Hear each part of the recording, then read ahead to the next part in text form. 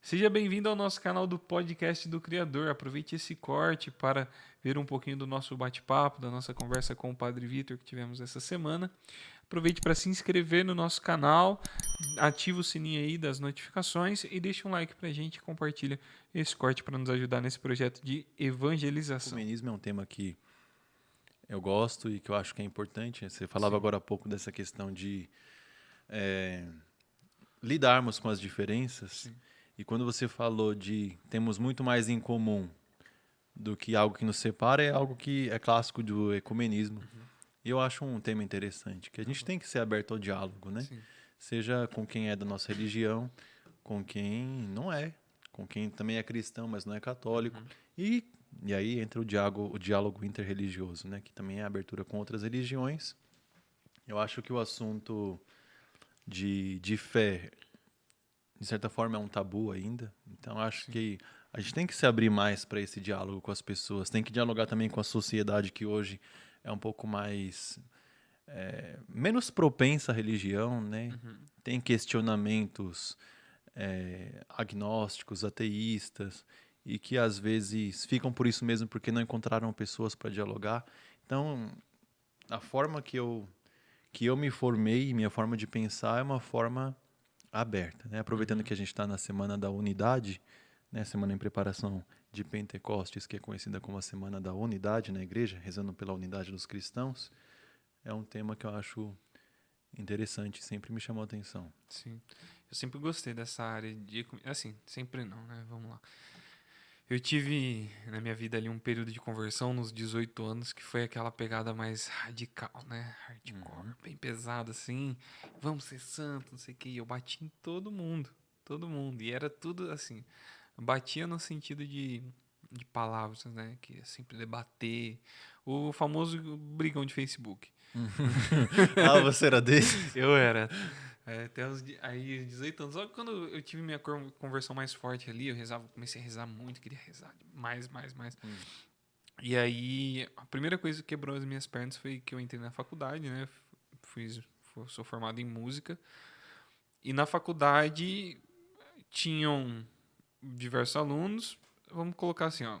50% da sala era protestante. 20% era católico. E os outros 30 ali não estavam nem aí pra nada de religião.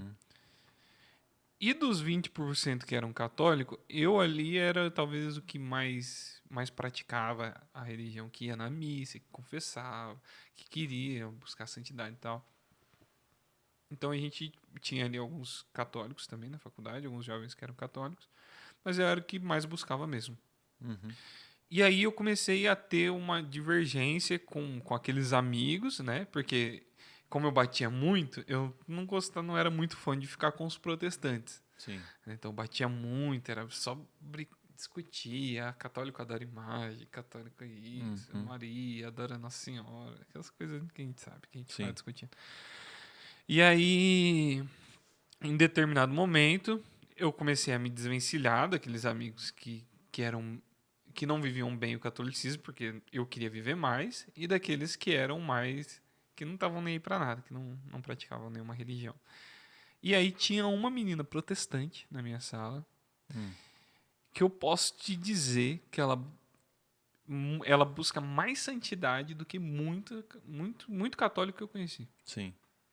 A ponto, sabe aquele tipo de pessoa que se você contar uma piadinha de baixo calão, ela não dá risada. Tipo assim, eu não brigo com você aqui, mas eu também não dou risada. Sim.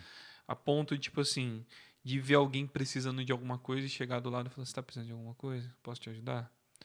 A ponto da gente sentar pra conversar e ela me falar, tipo assim, e foi a melhor amiga que eu tive ali nos 2 últimos anos da faculdade, um Sim. último ano e meio, mais ou menos. E da gente sentar pra conversar e eu comentar pra ela, citar Santa Teresinha pra ela nunca reclamar e a gente conversar disso e ela citar também das pregações lá que ela tinha na igreja dela. Sim. E assim, começar a ter papos realmente que traziam frutos, né? E uma pessoa protestante. Aquilo ali foi a primeira coisa que me quebrou as pernas em relação ao comunismo. Primeira coisa. E a segunda, eu já estava no convento. Para quem não sabe, eu fui religioso durante 5 anos na minha vida. E a gente precisava fazer coxinha para vender. Né? A gente falou, vamos fazer coxinha. A irmã do Frei tem uma máquina de fazer coxinha, que não sei o que lá, ela tem uma receita top, não sei o que lá, vamos para casa dela. E ela é protestante. E ela cedeu casa, cedeu mantimentos, cedeu a máquina, cedeu energia, ficou com a gente fazendo, Caraca. mesmo tendo que cuidar do serviço dela. Ela tinha um café, né, uma lanchonete. E ela tinha o café, ela fazia as coisas dela, mais coisa para festa que ela fazia. E ela ajudou a gente a fazer as coxinhas, ela cedeu espaço, ela cedeu ingredientes, ela cedeu um monte de coisa. Protestante, tipo assim, o irmão dela é frei e ela, tipo, amém, tamo aqui. Legal, né? Você vê como é que a pessoa é bem resolvida. Uhum. Né? Isso aqui eu ouvi do Padre Anselmo, né? A gente tem umas conversas legais assim. E ele teve uma sacada que eu acho muito boa, né? Para eu ter a minha convicção, eu não preciso me incomodar com o outro, né? Então, por que a diferença do outro me incomoda? Seja no que quer que for, seja na religião, ou seja, sei lá, opinião, opção de vida, né? Deixando a questão do que é pecado e tudo, Sim. e que a gente deve respeitar porque é a nossa convicção, é a nossa fé. Mas assim, o outro enquanto ser humano, né? Lembrando que Cristo está no nosso próximo. E não se diz que Cristo está somente no próximo que é católico. Né? Então, assim, saber conviver com as diferenças.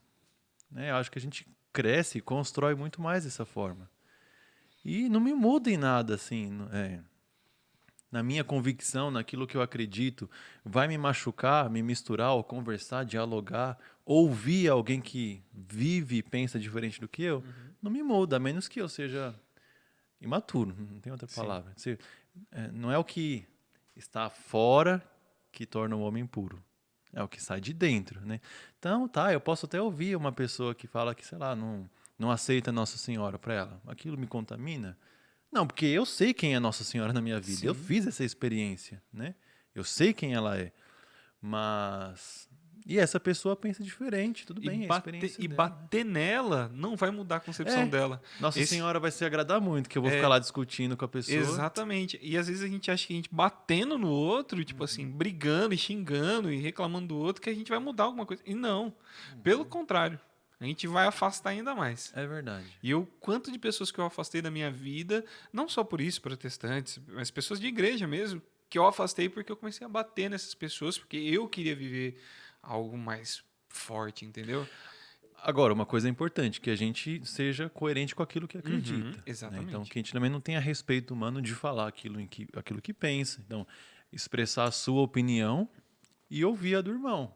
Exato. Né? Mas também não querer diminuir o discurso só para agradar. Né? Então, eu vou conversar com alguém que não acredita em Jesus e eu, sei lá, ajo como se Jesus não fosse Deus para mim. Não, para mim ele é Deus e ele é homem. Então, eu não diminuo a minha fé, mas saber que o outro pensando diferente não me altera em nada, não me machuca, né?